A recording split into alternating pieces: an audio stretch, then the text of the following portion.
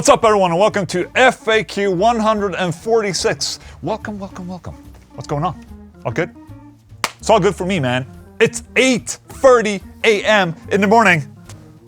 I'm just gonna try and be as vivid as I can on a Monday morning.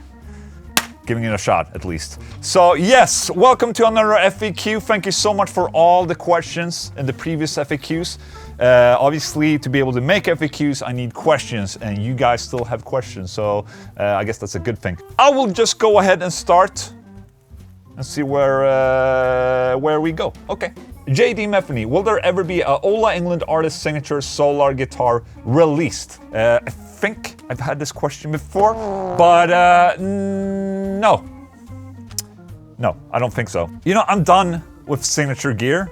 And, you know, I've had Washburn, I've had Strictly 7 guitars before, and, you know, the Randall Satan, that's a signature gear right there. But I'm just not interested anymore in having something that's a Ola Englund signature, you know, guitar. But with solar guitars, you know, obviously Solar Guitars is my brand. We do have something called the artist guitars, which is basically how I would spec out a guitar that I would use for live. So we have, for instance, oh, do I have one here? Yes, we have the AB 1.6 artist, for instance, which is this one. Let me go grab it. Like this. This is the artist model right now, which is basically how I would spec out my guitar if I would be playing live, or, you know, because, you know, it has the Evertune bridge. You know, I'm a fan. I love the Evertune bridge. I have it in almost all of my guitars. Black open pore, which is nice. And now I'm really into, you know, roasted maple and the bolt-on thing right here. So even though this is called an artist guitar, and it's sorta, you know, my signature guitar, but I still don't want to have a signature guitar. I think it's that's the thing in the past for me. I just want to move forward and, you know, be Ola Englund. But yeah, basically what this is, how would I spec out an artist guitar? Stainless steel frets, lumen lace, locking tuners, the Duncan Solar, the Evertune, just one volume knob. No tone? Okay. Yeah. You know, it's... maybe it's because, you know, having my own solar guitar brand that people think that it would be obvious that I would have and make my own signature guitar, but no. I kind of want to differentiate solar guitars to become something else than Ola Englund, the Swede brand. So I try to keep my name out of it as much as I can, even though, you know, Ola is in solar. If you didn't get that already. But it's in there. Anyways, great question, thank you. Where do I put this? Here, on the floor. That's where you put guitars, on the floor. Slap My Bass 3825. First question ever to Ola. What do you have for Dean guitars? My band uses them, but we are not sponsored. Okay, well, you can still have a Dean guitar without being sponsored. That's what I think, at least. You know, I've owned Dean guitars in the past. I'm a huge fan of the Dean Cadillac, and I had maybe like 4 of them back in the day, back in the mid-2000s, something like that. I was really into the Dean Cadillac because I was, you know, Eric Peterson, Testament, okay? How can you go wrong with that? I don't have a Cadillac now, which sucks, but my favorite one was, you know, the classic 1980 black with white binding, gold hardware. Mwah! That's a great Dean Cadillac right there. That's the classic right there. Other than that, I've had Dean Vendetta, which is their like Super Strat that they had back in the day. I didn't like that guitar, but, you know, the Cadillacs I like. Now, the only Dean guitar that I have, and the only Dean guitar I've owned for the past 15 years is the Dean from Hell. Let me go get it. It's over there. Can I? Will this be enough? Microphone cable right here? Ah. Okay, I got this. I got this right now. Let me open this up. Yeah. So this is the only Dean I have right now, which is the Dean from Hell. And is it in tune?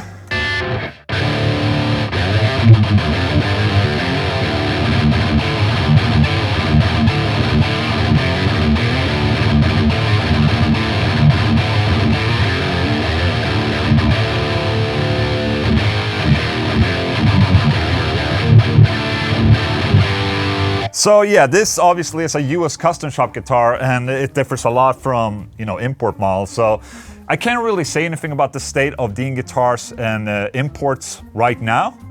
If they're good or not, I just don't I don't know. Have no idea, to be honest. But this is a nice guitar. It's 40 out of 100. And it's a very, very nice. And you got the tape here on the pickup. So, you know, the string doesn't get caught in the pickup. That's pretty cool, huh?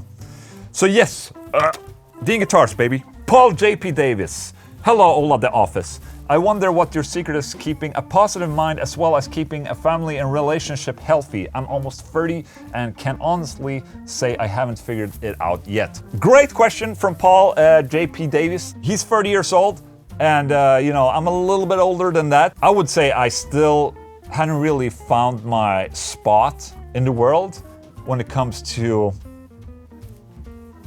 I don't know, life, I guess. I mean, growing up, becoming older, is that you learn what matters to you as a person. As I've grown older, you know, I gotten kids and a wife and all that. You know, going through life where you have jobs, different jobs, you go to school, you have friends and you lose friends, and you know, some people go through different relationships. I've only had one serious relationship in my life, and that is with Louise. But people go through relationships and they learn different types of people, and the older you get, you just learn what you enjoy the most, or like what you value the most in your life. So I think as you grow older, you just learn your priorities. So learning what's important to you, and, you know, learning about the things that make you happy is something that will happen when you grow older. I think this happened for me when I was about 35 or 36 years. So not too long ago, actually. As I've learned my priorities in life, I've also learned that there's a lot of bullshit in this world that you can't really do shit about. And when you accept that, and that maybe you're not gonna change the world, but at least you can do is better yourself and better the people around you. I mean, I'm trying to raise my kids to be a good, awesome people. But like, if you get your priorities right, it's easier to be positive. Was that the question? I don't know, man. I'm just trying to keep the things that I love close to me and just try and do the things that I enjoy doing. It gives me a stress-free environment where less stress, I think, is better for the mind, and it makes it easier to have a positive outlook on things. Shit, I'm trying to kind of coach right here. I have no idea what I'm saying. But yeah, there you go. I'm trying at least. Thank you. I'm doing my best. It's all about trying to do your best. And that's what I did there when I tried to answer this question. But you know what? I did my best. I started a band. You never mentioned anything to do with bass with your recordings. Can you give us a ring down of what you do? Ring down of what you do to get the bass tone in your intros and on the album, etc. Okay. Shit. I can finally answer this question legitimately. Okay? Because now we finally released Solar basses, okay? I'm just gonna go catch a bass real quick. Alright, so we're back with the bass. Okay, so for the past year I've been using this bass. Before that I was using a Warwick bass that I had there. Warwick Corvette. Yes, that's the name.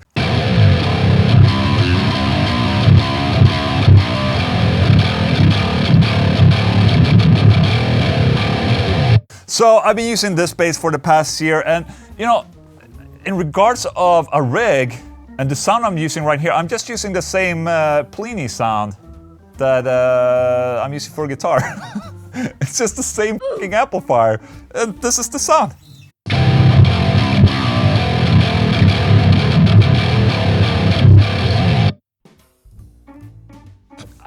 Why not? You know, why not use the sound? I think it works. Sounds pretty good. So for like mixing, I just use this preset right here, and then I just use like a limiter. And that's all I use for bass, actually. But in my opinion, I think it's very important to have a grindy bass and then, you know, one left and one right guitar. And that gives a very broad and awesome spectrum for metal, in my opinion. I don't like when the bass is very clean. I like it to be grindy as fuck. That's my preference. Okay?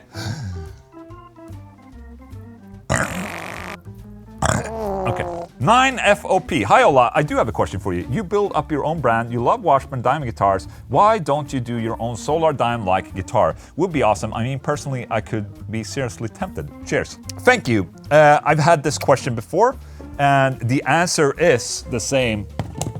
And the answer is that I don't want to mess with the Dimebag estate, and at the same time, I also don't want to ride Dimebag's wave, I would say. That's not my thing to do. I think that's cheesy. That's a little bit cheesy, in my opinion. I mean, that shape is Dimebag, and I don't feel like I want to touch that. Maybe if the Dimebag estate will give me permission to do like a short limited run, maybe I would do something, but at this point, I just don't want to mess with that. I mean, it's a legacy that I just don't want to touch it. Maybe I'll do something for myself, but the problem is if I do something for myself, everyone else wants to have it as well. So that's a problem. So no, I'm not doing anything right now. Thank you. Hadian Gates. Hi Ola, love your channel. For your next Q&A, as I get older, now in my 50s, the desire to play metal is diminishing and I'm playing my hollow body a lot more, discovering new licks and mellow chords I could have necessarily played with a metal composition. I just can't seem to muster up the aggression needed for heavier rock and metal in the same way as I did. As you get older, is your need to play metal with aggression also fading, or think it will? Well, it's not that you don't like the aggression anymore, it's just that you're not getting impressed anymore, I think. You know, personally, I still enjoy a good chugging, okay? I'm just saying, I might be old-fashioned and, you know, maybe I'm still a kid, but, you know, hearing a chunky-ass metal rhythm tone or like a chunky, groovy metal part, it still has a very special place in my heart, and I just thoroughly enjoy it. You know, I can appreciate other things as well. You know, holly body and new licks, mellow chords, whatnot. That's fine.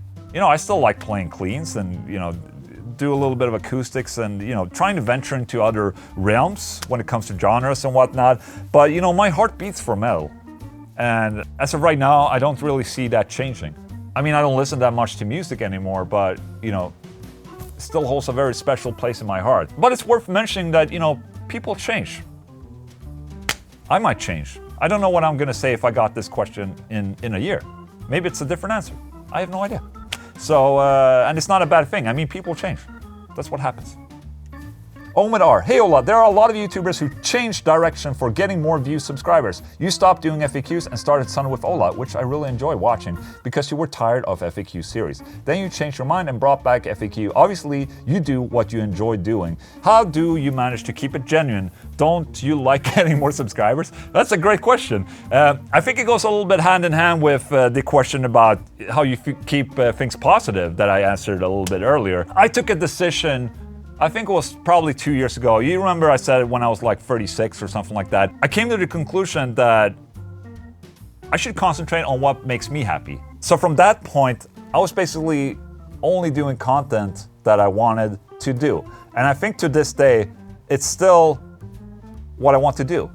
I mean, you might see that, okay, Ola's dropping like 3 or 4 videos every week, but it's generally something I enjoy doing. I think I found a good balance between the different segments that I do. I mean, I have the Sunday with Olas, I'm doing the FAQs now again, and the reason why I'm back to FAQs is because, you know, it got a little stale doing it every week, but, you know, every other week, that's fine. That's easier. You know, I got the World Chugs, I got the Rig of the Weeks, I have my product demos that I still do. I have some tutorials here and there, and, you know, I do some playthroughs. I'm just trying to switch it up to keep it interesting for me still. And I still enjoy doing this, otherwise I wouldn't be sitting here. I'm not doing it for the views. I don't really care about clickbait titles and whatnot. I think that if you use clickbait titles and you try and change yourself to fit an audience, I think you're gonna attract the wrong people to your channel. I'd rather do this for the long run, where I get an audience that are genuinely here to watch me do my shit. If I do clickbait titles, it might bring in the wrong people that just want something quick. That I don't think that works for me. You know, I need the people that are able to withstand, you know, my farts and my burps, and, you know, can handle my type of humor. If I do other things that is in another realm, I think, first of all, I think it's unfair to the current subscriber base that I had, that, you know, I built this from the ground up. You know, it's been taking me 10 years to get to this point where I'm at right now. And, you know, it's not a fast growth, I would say. It's taking a lot of time. But at the same time, I think I built a fairly stable subscriber base, if you understand what I'm saying. And for me, that's way more important. Like having 1 million subscribers, yes, that would be nice to some degree, but they have to be the right type of subscribers. Do you understand what I'm saying? No? Okay, good. You know, doing clickbaity things and videos that I don't enjoy doing, I think people will see through that immediately. And that's not fair to my subscriber base. I don't want to put on a fake persona or, you know, try to be edgy or whatever. I am who I am. And, you know, I'm come to this point where I'm that old that I'll just be myself, man. Some people might not like it. That's fine. Some people might like it. Great. Then they follow me and the other ones don't. I mean, I'm not here to make everyone out there happy. I'm trying to kind of, you know, I'm trying to cater to the niched audience that I have. And I'm doing that by being myself. And I think that's what's important right here. Did I derail? I probably did, thank you. Not Anime Boy, what do you think about Nergal post on Instagram when he said everyone is drama queen nowadays? Okay. I follow Nergal, but I don't really read his posts. But it's the typical Instagram account. You know, he posts his daily business and that's it. I don't really read too much about the drama. And this also goes hand in hand with what I said before about keeping a positive mindset is to stay off social media in general. You know, I built this career right here through social media and YouTube, but I don't think social media is the same anymore. Social media today, with social media, I'm talking Facebook and Instagram. And I don't venture too much into Twitter and stuff like that. But it's so super toxic. I can't be on there. Those social medias are extremely toxic. And I've decided, when was it, like 2 years ago? You know, we talked about this when I was 36 or whatever. I took a decision to just stay off social media as a private person, okay? It's not doing me any good at all. I will keep on, obviously, with my YouTube channel and all that. You know, my main output is YouTube, right? That's where I do all my videos and all that. And Facebook and Instagram is basically mirroring what I'm doing on YouTube. Because I don't like Facebook anymore, to be honest. I don't like it at all. There's just so much bullshit on there right now. It's not doing me any good. So I just take that out of my life. That makes me a happier person. I mean, what Nergal is saying, everyone is drama queen nowadays. It's real, man. Everything's about drama, and that's what gets attention as well. The drama gets attention, and it's like, oh, I can't deal with it. I'm over it. So I try to stay off social media, and it makes me happier. And I think it will probably make a lot of people happier if they just stay off social media, to be honest, and just, you know, go about your business with your, you know, your real friends and your real family. I think that's easier. Or your members on Discord, because you guys are amazing, by the way. But yeah, that's it. I just stay off social media in general, or I try at least. I have to have some kind of presence there, but I'm trying as much as I can to stay off the private section of social medias. And that was my last question right there. Thank you so much. Wow, this episode has been real. We've been keeping it real, guys. I appreciate that. But I mean, there's been a fair bit of really, really good and deep questions in this one. I hope I answered it. I did actually answer, but I hope you enjoyed the answers that I gave you. And keep on writing down those questions in the comment section of this video. Thank you, everyone.